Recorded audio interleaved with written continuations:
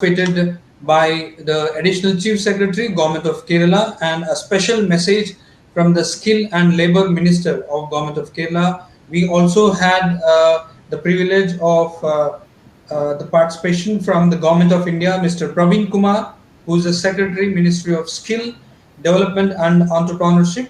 And we were also joined by Srimati Ratna Prabha, who is the chairperson for Karnataka Skill Development. She is a senior bureaucrat from the state of Karnataka. And we also had Mr. Mrigendra Lal Das, who's the Chief General Manager, State Bank of India in the state of Kerala, Thiruvananthapuram, and also Mekin Maheshwari, founder and CEO of Udayam Learning Foundation. Later on, we also had some interesting representation from various state governments, Dr. Chitra and Rakesh Bal from the state of Kerala, and there was a session where we had the participation from the directors of IIT, especially from Gandhinagar, IIT Indore, IIT Madras, IIT Palakkad, Kerala, which was focusing on role of IITs in imbibing entrepreneurial zeal to young minds, followed by several other policy makers who are heading the skill departments. At the same time, various organizations by the IT and skill department, especially from the state of Karnataka, Kerala, Tamil Nadu, Telangana, Andhra Pradesh, and various others. So, without further ado, I would like to get into the present session. We are joined by some eminent speakers from various sectors and various parts of the country. This particular session would be focusing on skill development in the new world order and leveraging new age digital disruption for upskilling. So, join me in welcoming our speakers. We are joined by the Vice Chancellor of Rishihood University, Dr. Kamlesh Misra. Thank you very much, Dr. Misra, for joining us. Thank you. Thank you so much for having me. Thank you. We are also joined by Dr. Bhavani Rao R, who is the Director, Ammachi Labs, Amritapuri, UNESCO, and in Women's Empowerment and Gender Equality. She's also Amritapuri Chairperson, Department of Social Work, Associate Professor, Department of Social Work, Amritapuri. Thank you very much, Dr. Bhavani, for joining us. And we're also joined by Mr. Arvind Bali, who's the Chief Executive Officer, Telecom Sector Skill Council. Thank you very much, Mr. Bali. Glad to connect with you once again. Thank you. Thank you. And we're also joined by Mr. PVG Menon, who is the Chief Executive Officer, Electronics Sector Skill Council. Thank you very much, Mr. Menon. Thanks for joining us. We would also be joined by one more speaker, Dr. Shalini Gupta, Vice Chancellor, Desh Bhagat University. However, we will move ahead with the session. To start off with, I would come to Dr. Kamlesh Misra for the initial remarks on how your institution is leveraging the new age technology for upskilling in this new age, in the new world order. Thank you, Sudheer. Thank you so much for first having me today. And I think we have a very interesting topic, and I'll try and in the short period that we have, take you through what we are doing and how we feel that we are making an impact on the student body.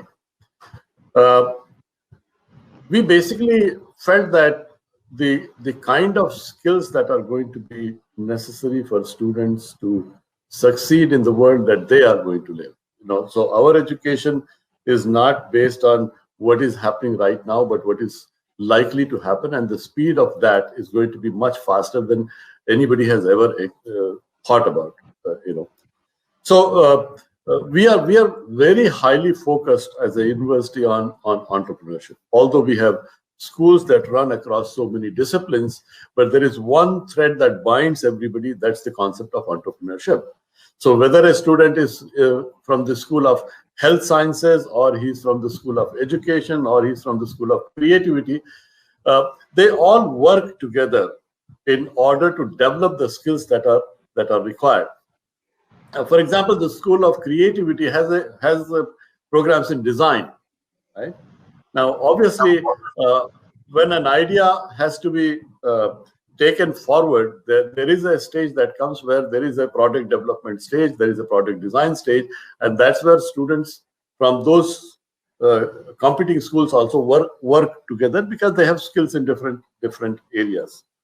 Our objective is to ensure that most of our students, and that's what we are focusing on, that in the next 5 years, more than 50 to 60% of our students should go into entrepreneurship rather than going and working for somebody else. We are highly focused on creating job creators, training job creators, creating that mindset of an entrepreneur and using the skills that are necessary in order for them to create these kind of new business operations. And as I was talking to Mr. Menon, and we were saying that how do we help them develop these things? And in our programs, we are ensuring that students don't just listen to lectures on entrepreneurship. The conventional way that entrepreneurship is taught is that you take an MBA program and you add a couple of courses, some in family-run businesses, some in succession planning, and then you have a course in entrepreneurship, which is such a farce. And therefore, we decided to develop an entrepreneurship program which will give them the right kind of skills. And we felt that you cannot teach entrepreneurship. You have to make them go through a process of learning what entrepreneurship is all about, right? So we divided this whole process of acquiring these skills into 4 different divisions. The first division that we have is what we call an idea factory. That's where the students come, and we don't expect, and the students should not expect that when they come and they get into the idea factory, they will be sitting in a classroom and listening to a lecture from 9 o'clock to 5 o'clock. That's not the way that this whole concept of skill development works for us. Idea Factory is a place where there are entrepreneurs who have been very successful. There are entrepreneurs who have failed miserably. There are faculty members. There are people who have gone through this whole concept, who are mentors with whom they work. They have the tools that they need to work.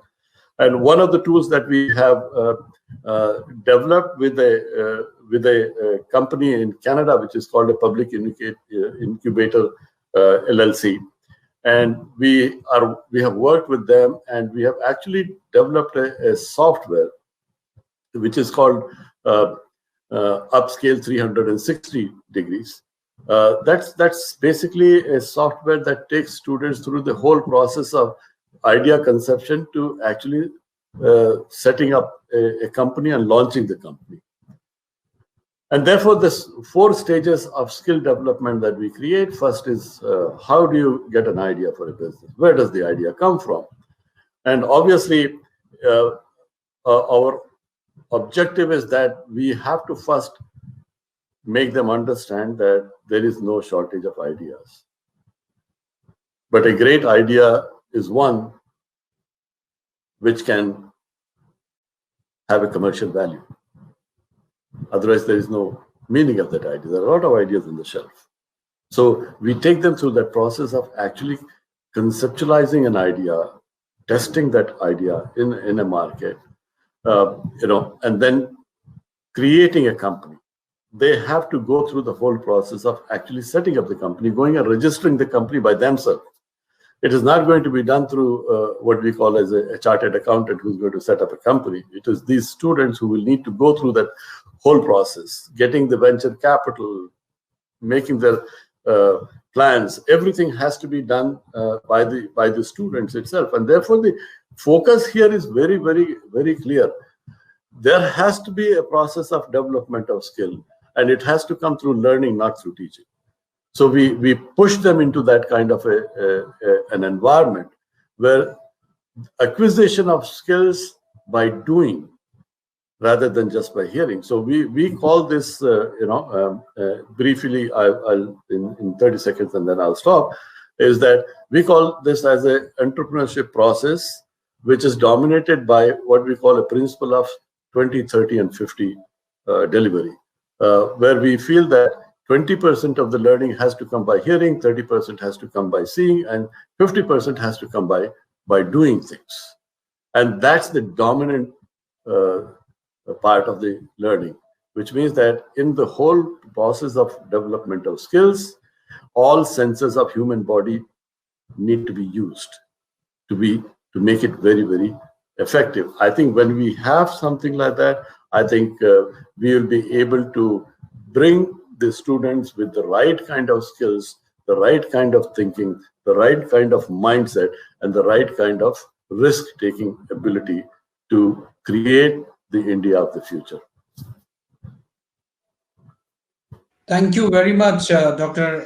Kamlesh. For glad to know that there is a software that which you are using to starting from ideation to even launching the company. At the same time, I'm glad that you are churning out your students, even involving them in the registration rather than taking help from the other parties.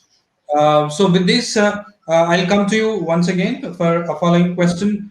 Now I'll move on to Mr. Menon, who's the Chief Executive Officer with Electronic Sector Skill Council. Mr. Menon, we would like to know the kind of technology that is being used, and you especially coming from the electronics skill area.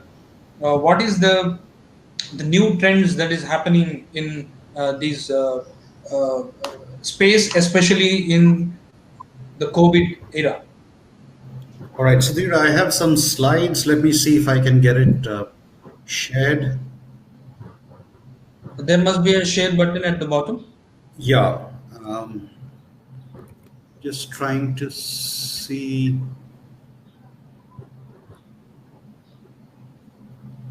How does this? If you can find the folder there. Sharing Firefox. Okay. Yes, now we can find it. We can see it, but the whole screen is. I'm not able to get my Microsoft PowerPoint. Hang on.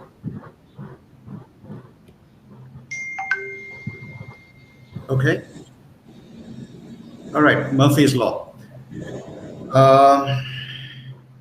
Let me just speak as it is. I can go back to using the slides as and when required.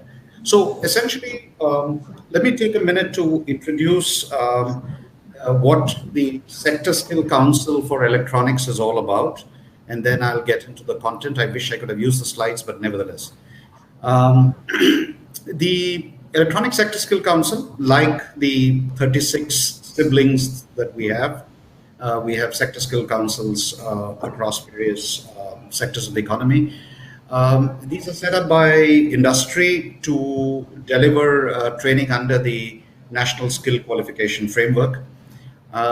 Speaking about the Electronics Skill Council, we were formed by 7 industry bodies in the electronic hardware sector,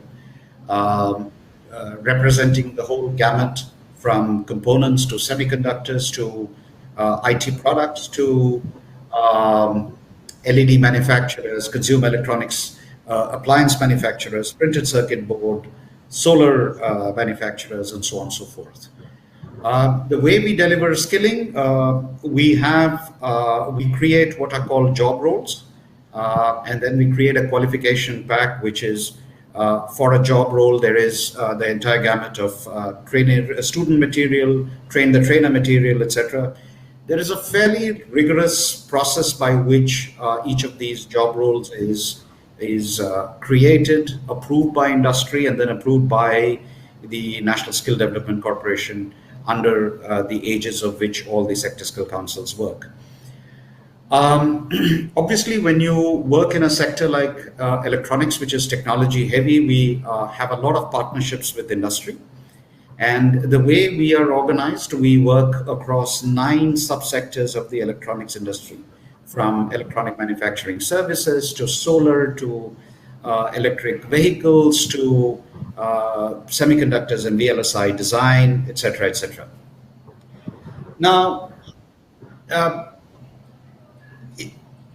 we have a pretty large footprint. We are the way we deliver training is that we work with a network of what I call education entrepreneurs, private individuals, companies which go out and create entities which deliver training based on our qualification packs.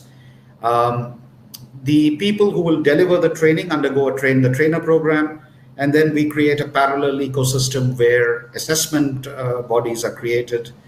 Again, individual companies who will independently go out and assess the students who have undergone the training. The goal is that there should be standardized training imparted for these skilling roles. So whether you are in Saurashtra or Silchar, whether you are in Jammu or Kanyakumari, if you are getting trained on a job role that is there from ESSC, but this is true for all the sector skill councils, you will get the same kind of training. Call it the McDonald's approach to skill development. Please note, we are in skilling, we are not in education.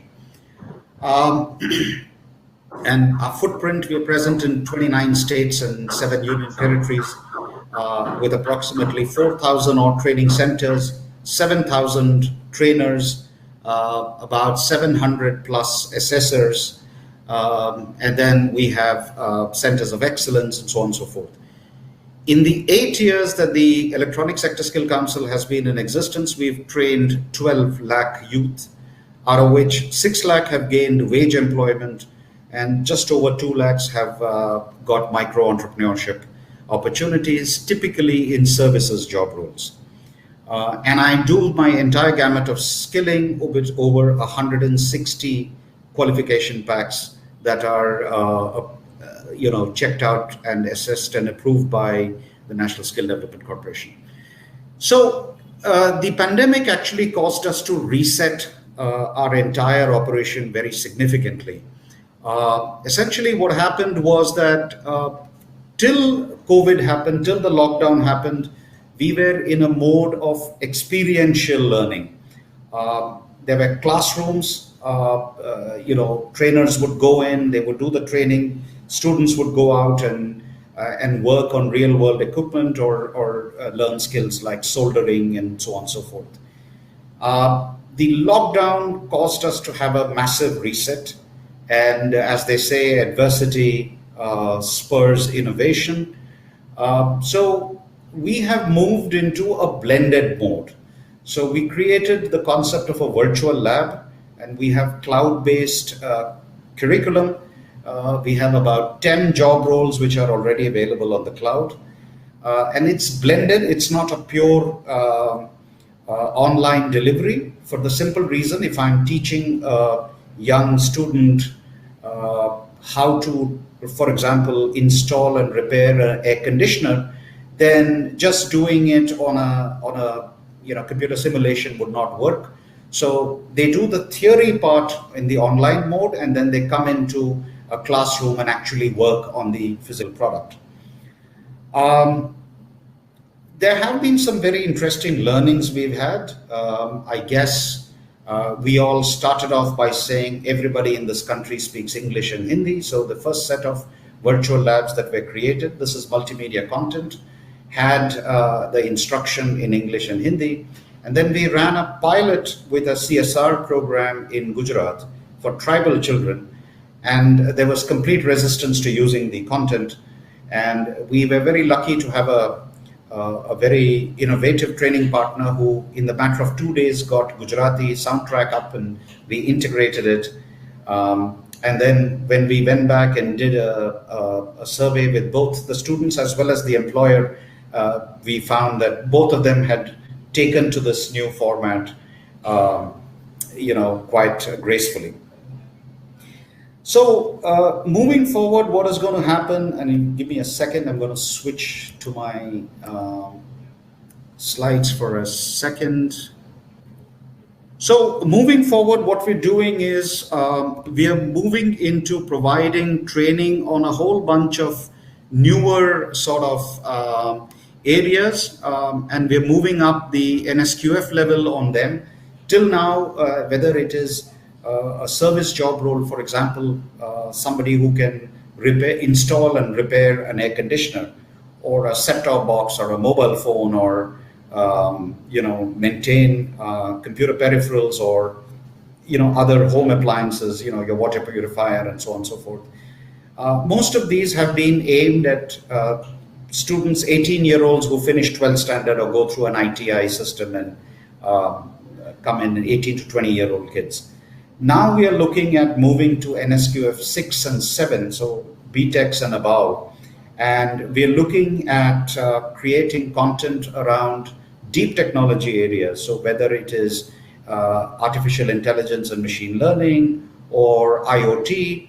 And we are doing this with the objective of the long-term goal for the electronics industry is how do we build world-class products out of India? The paradox in India is that we have a very vibrant software services industry. It's about $200+ billion a year. We have a fairly vibrant electronic system design and manufacturing industry.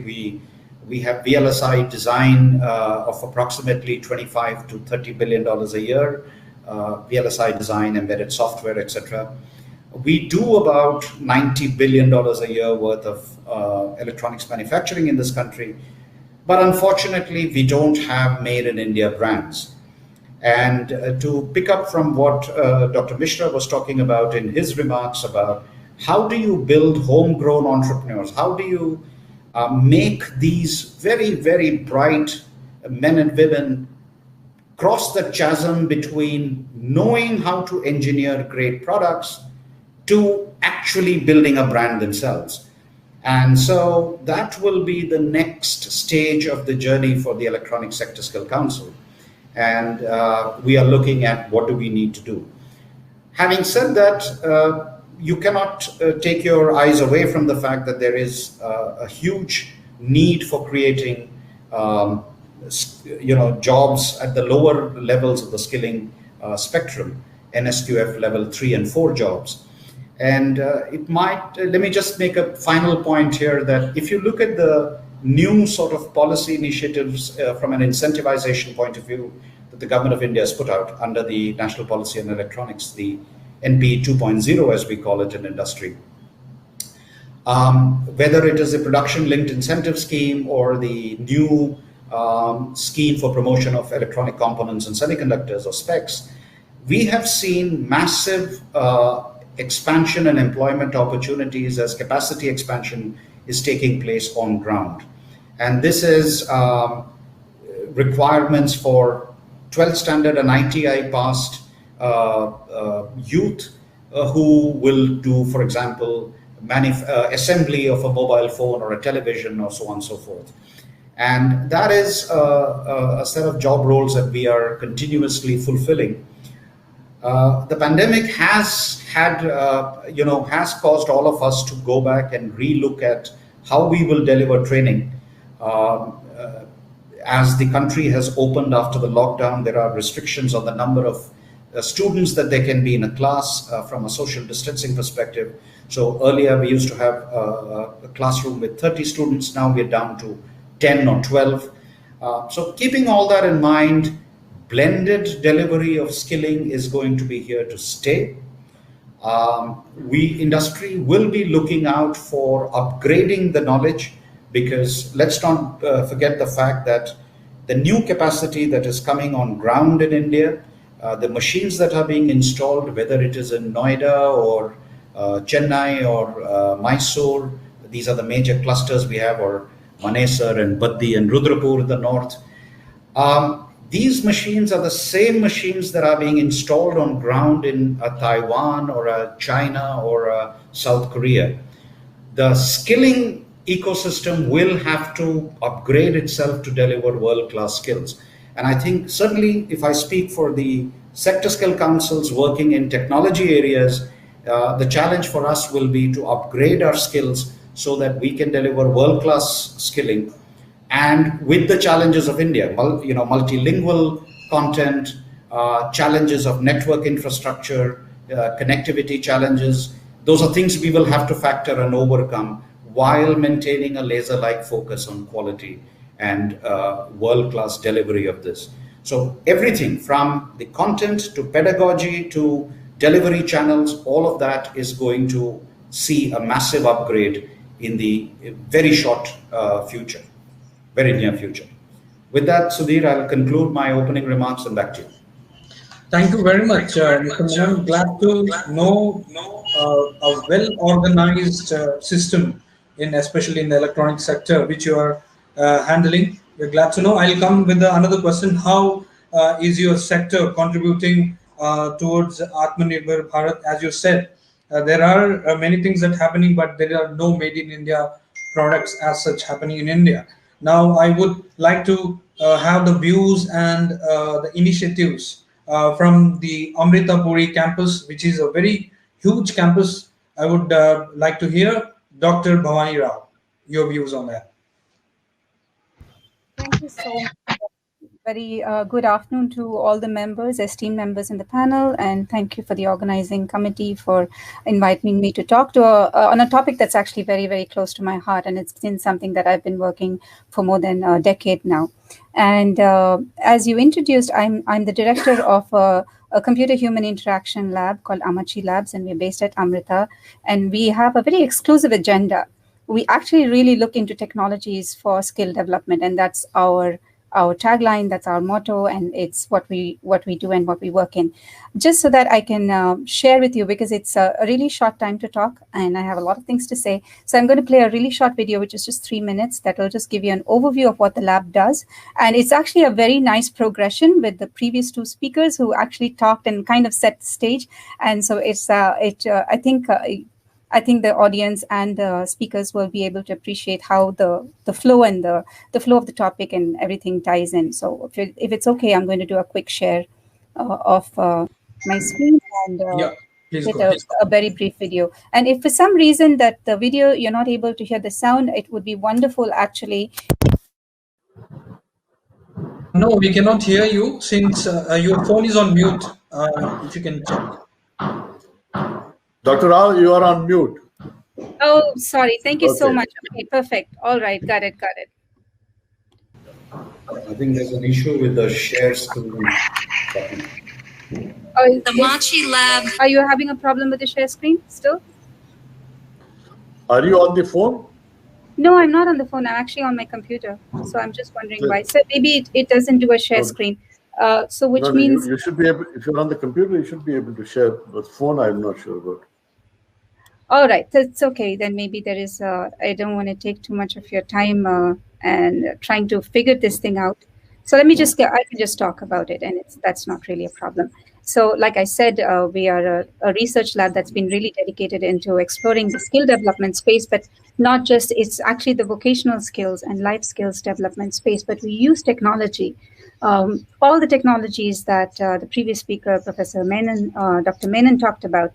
So we actually leverage technologies in robotics, haptics, virtual reality, AI, and machine learning to actually create tools that would help people learn skills. This could be human motor skills or cognitive skills or life skills, and this is our area of work. And we work in over 60 villages in rural India, as well as K-12 schools. We have an Amrita network of 70 plus Amrita Vidyalayams that we work very closely. And so we also work very closely with their Atal tinkering labs. And this is really defines the space that we're working on. So we work on vocational skills, work also predominantly with women and in training women using disruptive digital technologies. And this is the area of work. So what do we actually do? Our research areas, we have a core research area, and the research areas is skill analytics, skill capture, and skill transfer. And how do we actually take this research in these three areas and build technologies that basically will help us design tools and products that can actually train people. So the kind of products that we actually develop are simulators for human motor skill training. We also build simulators for human soft skills training. So, for example, how do you attend interviews? How do you negotiate? There are simulators which are based on virtual reality for that. We also build robots for social robots for behavioral change, and also devices that both assist or augment human skills or human effort. And these are our basic research areas. This is kind of what we work on. We also have a series of products that are based on mobile technologies and ICT technologies. This includes digital content, kind of very similar to what Dr. Menon was talking about. We have, over the last few years, we have built over 25 different courses in several sectors and several trades, all that are qualified, that are mapped to the NSQF framework, and some of them are certified by the Sector Skill Council. These are online courses, but also games that can help a person learn. We also built a portal for delivering online education. A part of that has actually been modified and is actually, we work very closely with NSDC on the skills portal, national skills portal on the same area. We also have designed a lot of content, again, digital content that is used in a blended learning mode for soft skills and skills for mental health and social emotional learning. There was a very recent study done by a very famous professor called Howard Gardner, who said that one of the most important things that the students these days need is actually mental health skills. There's a lot of a sense of lack of belonging and a lot of mental distress among the students and the generation that we see. And so this is another very critical skill that we feel is overlooked in the entire skilling ecosystem. And so this is another area that we actually put a lot of energy and effort into. We also create tools for monitoring and evaluation of skill training centers, because we run about 9 PMKVY centers as under special projects of NSDC. So we also have built our own technology tools and to monitor all these centers remotely. And every one of our centers actually uses a blended learning approach to skill training. And the areas that we work is really very basic levels of skill development. It's level basically NSQF levels 3 and 4, and that's the area that we work.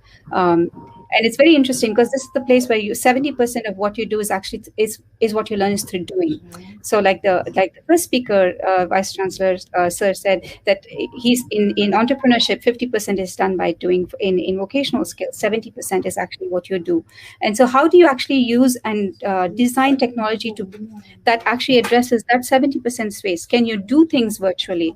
And this becomes especially relevant during a COVID situation when people couldn't have access to actual physical centers. And like I said, we started working on these things as early as 2009 when we actually developed those simulators. And those simulators, interestingly, can not just be used only for skill development or skill training, but they can also be used for RPL. You can put a person on a simulator and you can actually have an idea of how far they have advanced in their skills. And this is something that is quite exciting to us. And we were able to leverage our work pre-COVID, during the COVID times, in terms of continuing some of the trainings that we were doing remotely and on online platforms. During the COVID, we did a lot of research on how the lockdown impacted the lives of women in rural India, on the skill development system, and also on agriculture. And based on our studies, we came up with certain very key areas where we feel that disruptive technologies, and especially the digital technologies, can really actually help support and the absolute necessity for us to actually upskill people in these areas. One, ubiquitously, the digital technologies, everybody should be digitally empowered, and that is a no-brainer.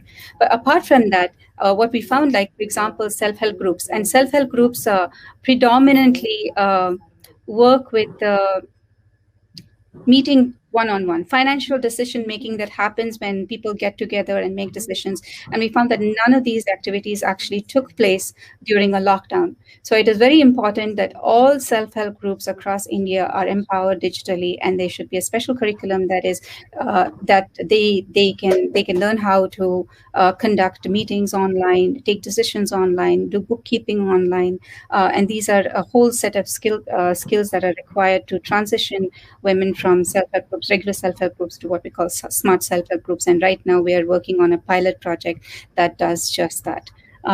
Apart from that, we also found that not just the self-help groups in rural India, but in urban India, women entrepreneurs were very seriously affected by the lockdown, and they are also very much in require. They really need a lot of digital skill empowerment, how to use the latest digital technologies, how to move their companies from the level where they are to actually there's a whole upskilling that is required for women entrepreneurs, especially, and lot can be done using digital technologies. Another area that we feel is very important, especially in the post-COVID era, is actually agriculture. The controversial farmers' laws that are in discussion, no matter in which way they are finally approved and finally implemented, whatever happens to it, this is going to call for a huge training requirement in terms of what's going to happen to our farmers and the agricultural sector, and that's going to need a lot of upskilling in terms of use of digital technologies, especially with respect to market connect. And this is something that that the entire country should take it up as a mission to actually make sure that this skilling system actually it happens. Otherwise, the laws, no matter how well intentioned, would fail miserably if we do not have a very strong skilling component to go with it. Another area that we identified during the lockdown based on our research is the importance of recycling. Now, the Sector Skill Council for Telecommunications and has done a wonderful job in creating content and training providers on how to repair cell phones and tablets. That is like the use of that has kind of exploded. But the question is, if they break down, you can repair them, but there's something that's even beyond repairing these cell phones is how do you recycle them? Because otherwise you're going to generate a lot of e-waste. So there's something that is very important that has to be done in the side of e-waste. So even my request to Dr. Menon, and I'm going to just take the opportunity, is that we should actually create a curriculum for recycling e-waste. And that would be another very important area for us to think about, especially as a country in terms of upskilling. There is a fourth area that I think is super important in terms of upskilling as far as the nation is concerned. This is the informal sector. And RPL is something that is really critical. When you're looking at the inequalities in the country and the gaping economic divide in the country, to really scale RPL, we need to use disruptive technologies like digital, some way that we can automatedly, in some way that we can actually assess the skill levels of the masses that are in the informal sector. And we have started to work on these areas. We have projects actually running in every one of the areas that I have just outlined in the last couple of minutes. We have also, in light of that, we've also started, we've just announced PhD fellowships for those who are interested in cognitive sciences and technology, looking into deeper ways of actually skilling people, and not just the not just the pedagogy that we know as we know it right now, but using disruptive technologies even in terms of neurosciences and bringing in neurosciences and cognition and applying it to the skill development space.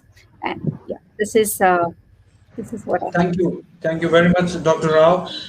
In fact, yeah, I'm glad to know there is so much of a holistic approach towards skilling in Amritapuri. We'll get to know more.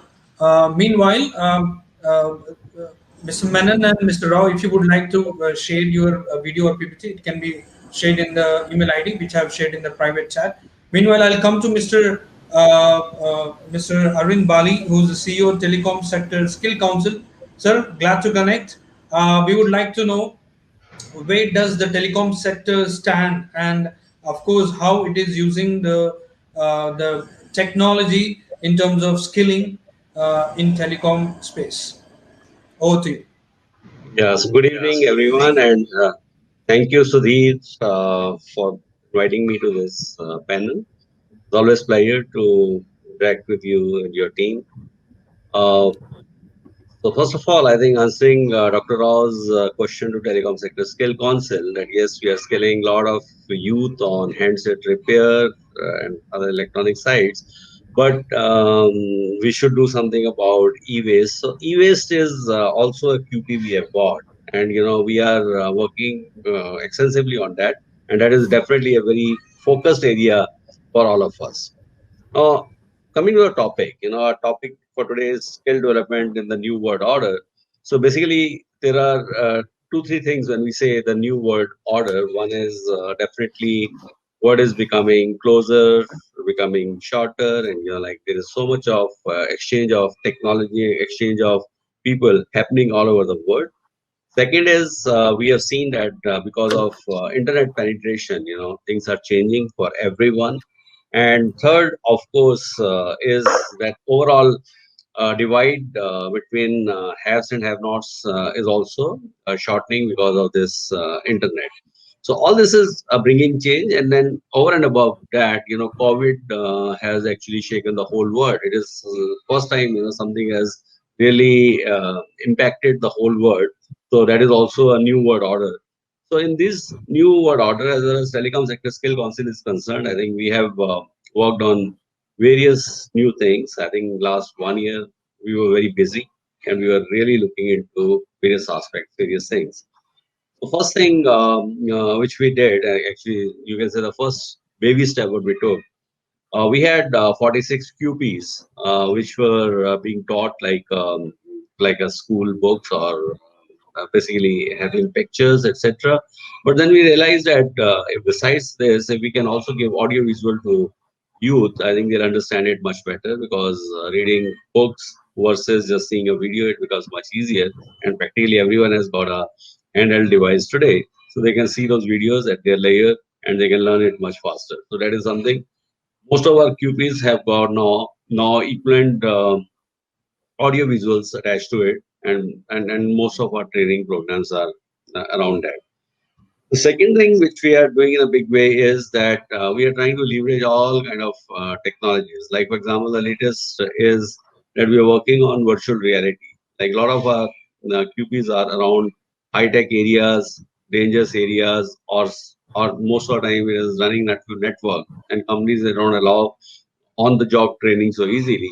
So what we do, we develop those kind of contents on virtual reality, and we are able to show it to youth in a very very easy manner, and they actually conceive almost, I'll say 98-99% of what we are trying to teach to them. Now, when we are talking about all these things, actually, all this new technology is facilitating upscaling, scaling in a multiple ways. Actually, whole scenario is changing in a very rapid manner.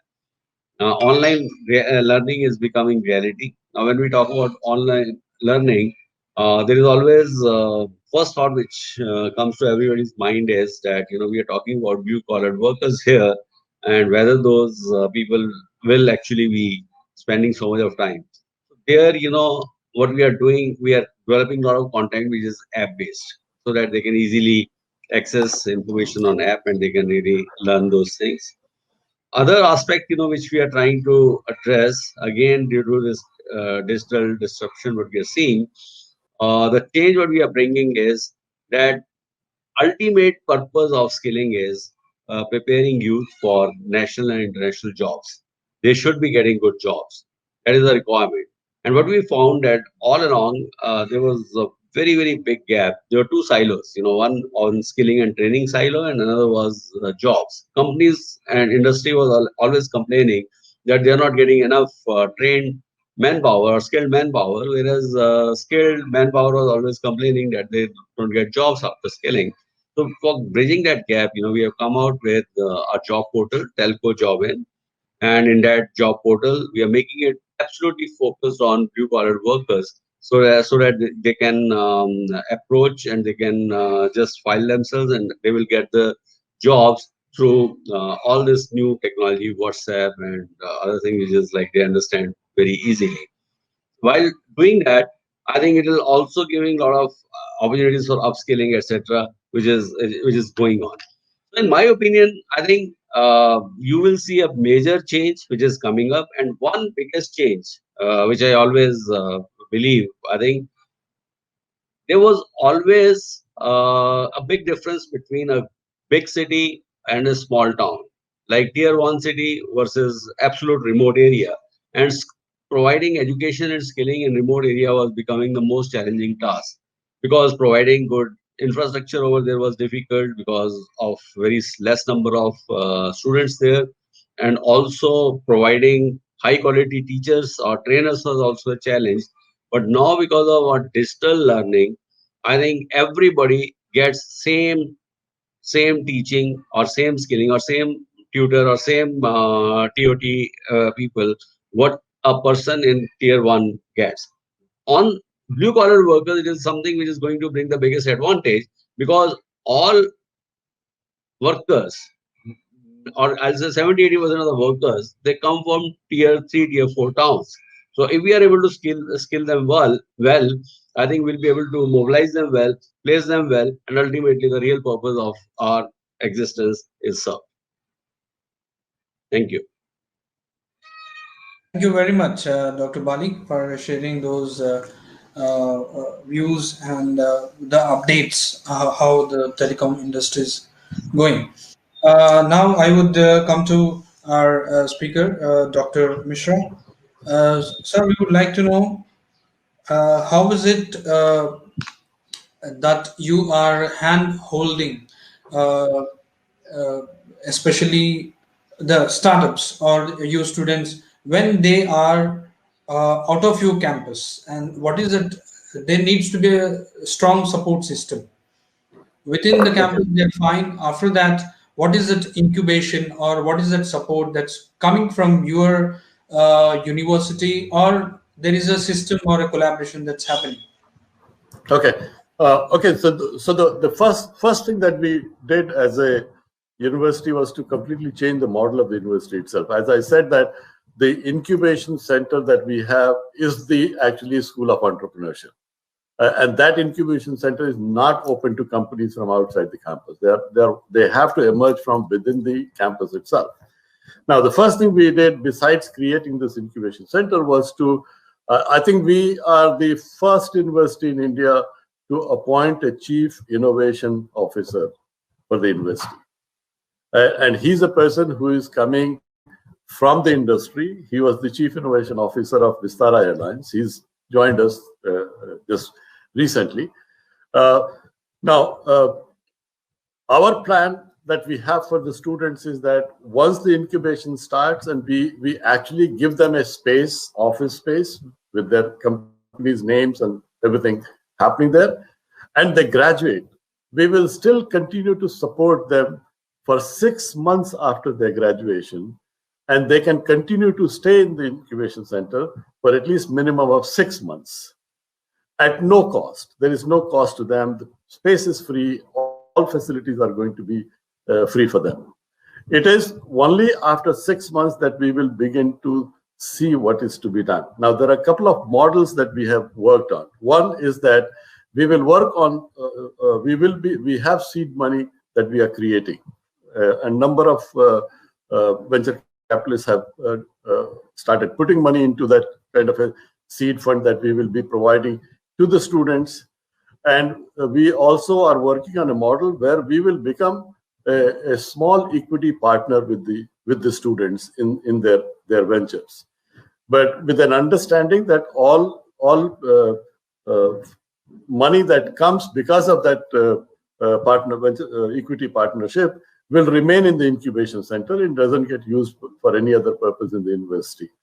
So I think we have a good model that we have with us where we continue to support the students. And I think our objective is, the motto of the university is to create a social impact. So everything that we do has to create a social impact, and it has to start from within the university and spread out. Glad to know, Dr. Mishra. Now I come to Mr. Menon. Mr. Menon, 2 minutes. If you can tell us how is our electronic sector contributing to the Atmanirbhar Bharat or vocal for local? Sorry, I'm having a bit of an internet issue. You were asking me, how does the electronic sector contribute to Atmanirbhar Bharat? Yes, especially you, since you are in the skilling sector. Yeah. How is it Atmanirbhar Bharat or vocal for local? Since it needs a lot of support system. Yeah. Okay, so let me, without throwing too many statistics, let me set the context for why this sector is focused, sort of, for want of a better word, maniacally on Atmanirbhar Bharat. Um, if you look at the electronic system design manufacturing sector, it's about $160 billion last year. Out of which products would be, and I'm quoting Government of India statistics, products are about 90 billion. Products being the stuff that you and I use on a day-to-day basis, whether it's mobile phones or televisions or things like that. Unfortunately, about 65% of all the electronics we consume in this country is imported. And of the remaining 35%, the amount of domestic value addition that happens in the country, as in local sourcing, etc., is fairly limited. If you look at the big ticket items, semiconductors, displays, memory, these require very expensive fabrication plants. Chip fabrication plant, for example, would cost approximately $8 billion to set up. And you would need additional capex of $2 to $3 billion every couple of years. Funding this kind of investment from the private sector without aggregation of demand and certain very strong fiscal incentives would be difficult, right? Now, having said that, schemes like the Production-Linked Incentive Scheme or the earlier Modified Special Incentive Scheme, or MSIPs, have resulted in expansion of capacity on ground. Admittedly, phase one was expansion of assembly facilities, contract manufacturing. Contract manufacturing, if you look at labor cost arbitrage, typically adds about 10 to 12%, 15% at the outermost, in terms of value addition, which is labor. But the Government of India has been sort of pushing for increase in domestic sourcing through a variety of, there is some basic customs duty that has been imposed on end products, there is incentivization for development of components. And so you will see the level of indigenization going up. The duty on mobile phones, the duty on televisions is resulting in more and more assembly happening here. And if you look at the ecosystem that is developing, you're getting large component suppliers coming into India. You must have read in the business papers about the Samsung ecosystem and the Apple ecosystem coming into India. And if you look at the periphery of the large electronics manufacturing clusters, whether it is Noida or Greater Noida in Delhi or Sri Perumbudur, Oragadam in Chennai, you will see that the component manufacturers are starting to come in. What we are going to require is also additional inputs. We're going to require, for example, plastic moldings. We're going to require industrial designers. We're going to require, wire harnesses to be made in this country. And that's the move. That's the sort of trajectory that the electronics industry is moving towards. Why is there so much interest in electronics? Because the import bill for electronics, Sudheer, is today just below the import bill for petroleum. And the import of electronics is driven by a demographic demand. As a young person gets a job and starts to get a salary, he or she will first go and buy a mobile phone, then they'll buy a computer, they'll buy television. And after the lockdown, you will see, as we say, the number of screens in a house has increased dramatically.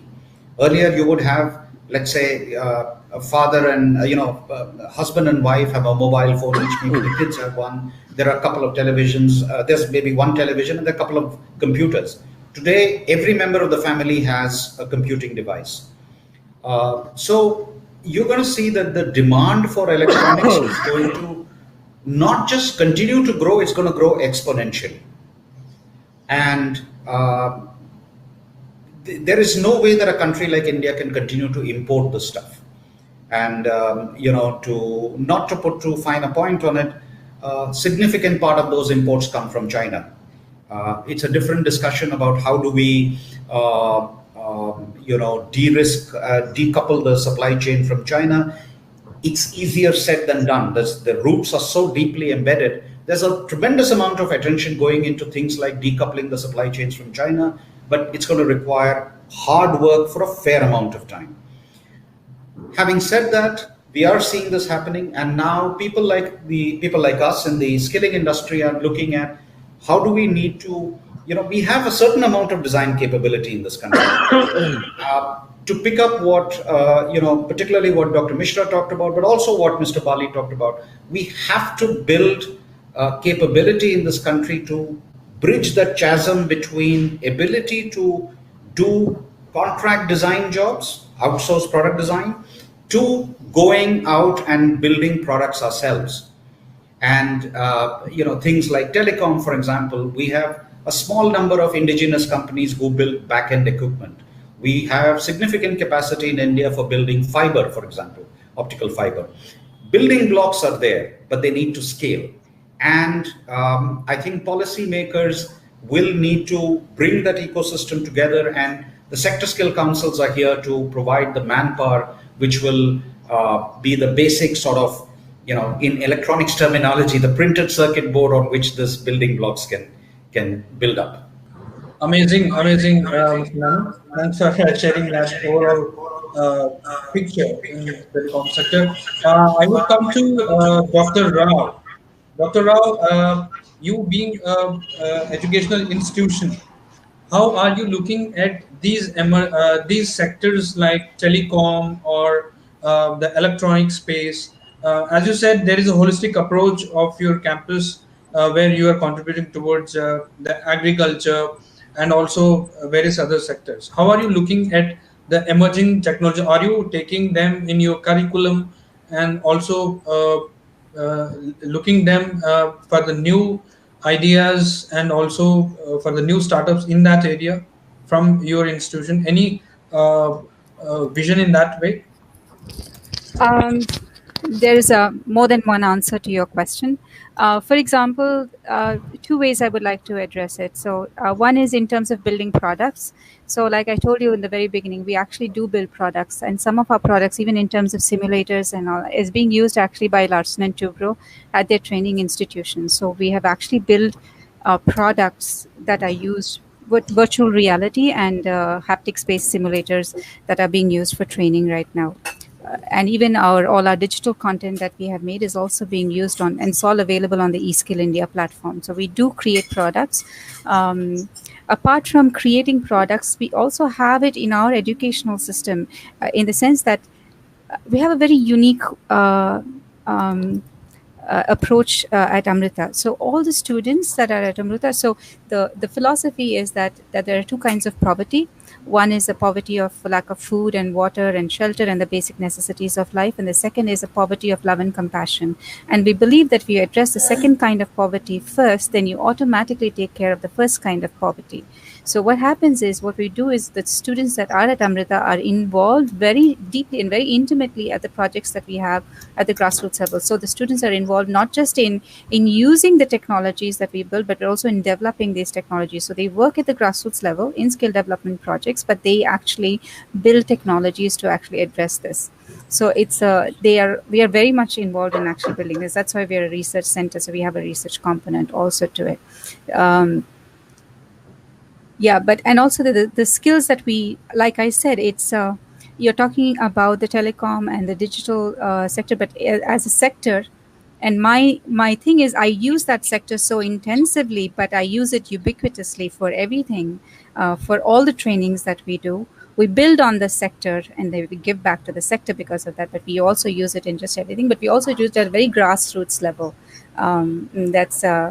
But also at the university level, where we do actually a lot of skill training using this technology, even at that level.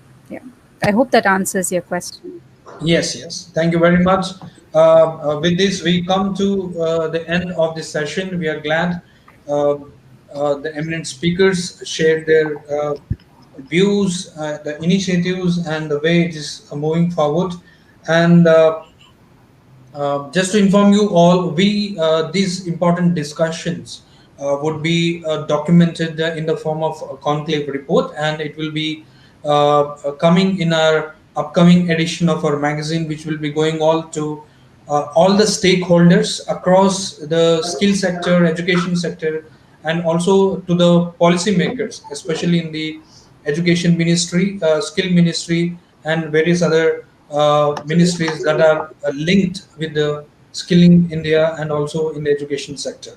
So with this, I would like to thank our esteemed speakers, the Vice Chancellor from the Rishihood University, Dr. Kamlesh Misra, and uh, Mr. Arvind Bali, Chief Executive Officer, Telecom Sector Skill Council, Dr. Bhavani Rao, Director with Amritapuri, and PVG Menon, CEO, Electronic Sectors Skill Council.